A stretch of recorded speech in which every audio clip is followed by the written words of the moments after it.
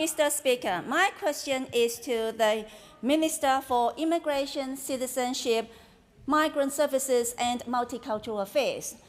Will the Minister update the House on how the Morrison government's Australian approach continues to ensure that Australia is a world-leading multicultural society? The Minister for Immigration, Citizenship, Migrant Services and Multicultural Affairs. Thank you, Speaker, and I want to thank the member for Chisholm for her very important question about Australian multiculturalism. And I want to remind the House, of course, as she does remind me regularly, that the member for Chisholm represents an electorate where over half of people speak a language other than English. And I want to thank the member for Chisholm for her excellent advice to government over the course of the last year about the Australian and Chinese community and the work they did at the beginning of the pandemic to help keep Australia safe. So I thank the member for Chisholm. As the member asks, Australians can be rightly proud about the success story that is Australian multiculturalism.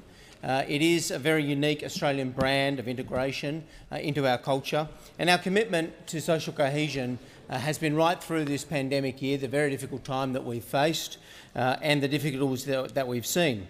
And when you look around what has happened from the different communities all across this country, the contribution they've made, I also want to say thank you to them on behalf of the government. Firstly, I'd say groups like the Australian Arab Association, who distributed free surgical masks during the pandemic in Perth, the Australian Chinese Charity Foundation, which I attended with the member for Scullin on Sunday night, raised over $170,000 for bushfire relief and pandemic assistance.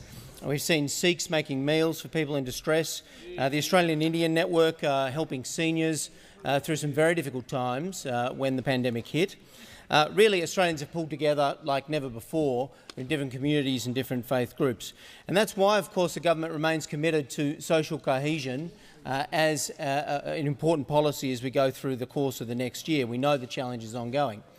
We are going to see in the next coming months a rollout of the vaccination campaign in people's languages, speaking to communities, making sure people understand every part of the important safety and efficacy message of the vaccination campaign.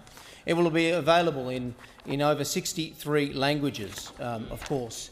You'll be able to translate it off the department's websites.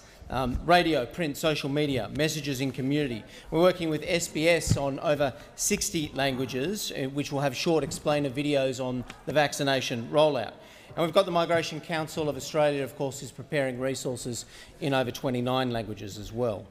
And of course, I'm working regularly with the Minister for Health on how to make sure we get that very important message about the vaccination rollout to every single corner and community like people in Chisholm. And tomorrow, of course, I'm looking forward to the roundtable with faith leaders from across Australia who will be discussing the vaccine rollout and what they can do to make sure communities participate.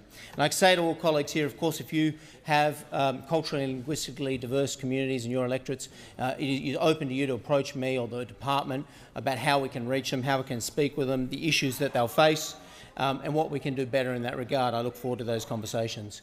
I say again, thank you to the multicultural communities of Australia. We look forward to partnering with you. We are going to do the vaccination rollout together. The Minister's time has concluded.